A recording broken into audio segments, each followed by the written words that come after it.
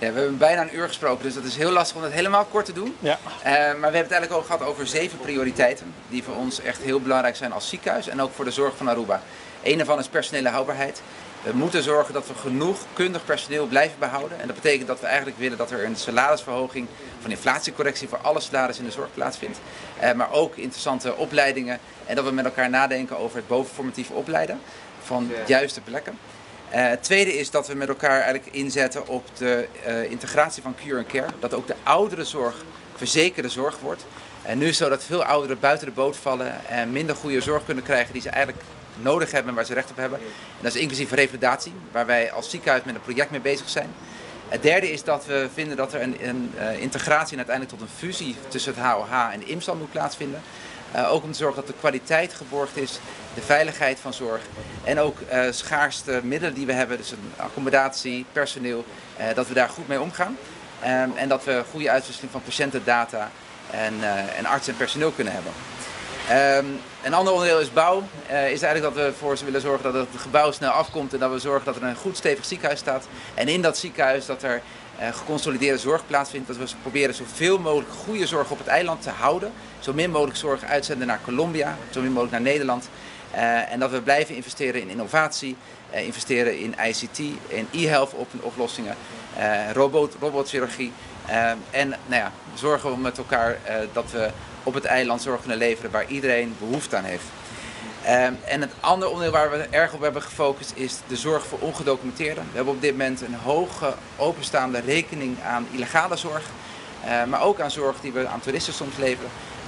En dat we met elkaar daar programma's voor gaan verzinnen, heel snel inrichten om te zorgen dat mensen die zorg nodig hebben, die krijgen. Maar dat we daar wel op een manier voor betaald krijgen. Ja, dat hebben we onder de aandacht gebracht en we hebben oplossingen gebracht om te kijken hoe we dat kunnen doen. En dat het zo min mogelijk geld kost voor de samenleving en zoveel mogelijk oplevert voor onze samenleving. En denk u dat de nieuwe regering in deze 7 punten, laten we maar zeggen, de wensenlijst gaat instemmen? Ik denk het wel. Nou, kijk, ze kunnen niet alles. Maar al zijn het maar kleine stapjes om ervoor te zorgen dat we nog steeds een hele goede kwalitatieve zorg kunnen leveren voor heel de zorg op Aruba, voor alle inwoners, alle bezoekers. En ik denk dat de verantwoordelijkheid van de ministers die er dadelijk zijn en de minister van Zorg in ieder geval samen met de zorgsector er ligt om daarvoor te strijden. En ik heb wel het idee dat men daar in ieder geval naar heeft geluisterd en ook iets mee wil doen. En uiteindelijk zullen we ze daar ook aan proberen te houden. Uiteindelijk is het natuurlijk een spel wat we met elkaar moeten spelen. En we weten allemaal dat we heel veel wensen hebben en dat er maar 1 pot geld is natuurlijk. Maar wij vinden in ieder geval zorg ontzettend belangrijk als onderdeel van het menselijk bestaan. In ieder geval van het welzijn van onze samenleving. Er is er nog ruimte, als we praten van de landspakket en alle andere dingen die de overheid moet nog in de budget, in de marge van een budget kan middenhouden, dat nog investeringen kunnen worden voldaan in de hospitaal? Ja, kijk, uiteindelijk is het natuurlijk zo dat er komt best wel veel inkomen vanuit het toerisme. Dat moeten we denk ik toch ook nog meer inzetten voor de zorg. Voor ons geldt dat we onze zorgtarieven voor het toerisme steeds iets meer omhoog kunnen brengen, waardoor er meer terugvloeit het ziekenhuis in. En ook bijvoorbeeld zo'n fusie tussen IMSAL en HOH kan geld besparen. En dat zorgt ervoor dat we uiteindelijk verstandiger met ons geld omgaan en doelmatiger kunnen inzetten. En dat geldt ook voor ouderenzorg. Als je dat goed inregelt, dan kan je ervoor zorgen samen met preventie dat mensen minder snel ziek worden. Dat je kosten bespaart en kwaliteit van het leven verhoogt.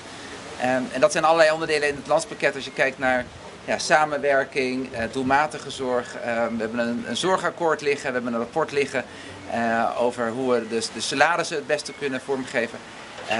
Die kleine stapjes die gaan er wel voor helpen om uiteindelijk te zorgen dat we het kunnen redden met elkaar. U praat van medische toerisme in de regio dan, met het hospitaal van Aruba. Ja, ik denk dat wij daar zo goed voor staan, dat we zo'n stevig goed hospitaal hebben opgebouwd de afgelopen jaren. En natuurlijk kunnen alle dingen beter en daar zullen we ook elke dag voor strijden. Maar wij staan er goed voor en wij zouden heel graag inzetten op toerisme, medisch toerisme, voor dialyse, wonderproblematiek, orthopedie. Maar bijvoorbeeld ook, laten we misschien zeggen over cosmetische kant of voor stamceltherapie. En daarmee geld binnenbrengen in het ziekenhuis, wat weer te goede komt aan de bevolking door meer materiaal, betere materialen, andere apparatuur, meer mensen, anders opgeleide mensen. Zodat het toerisme bijdraagt aan verbetering in plaats van uitholling. Hebben jullie enig idee gekregen vandaag wie de minister van Volksgezondheid wordt? Ja, wij wel. U ook toch of niet?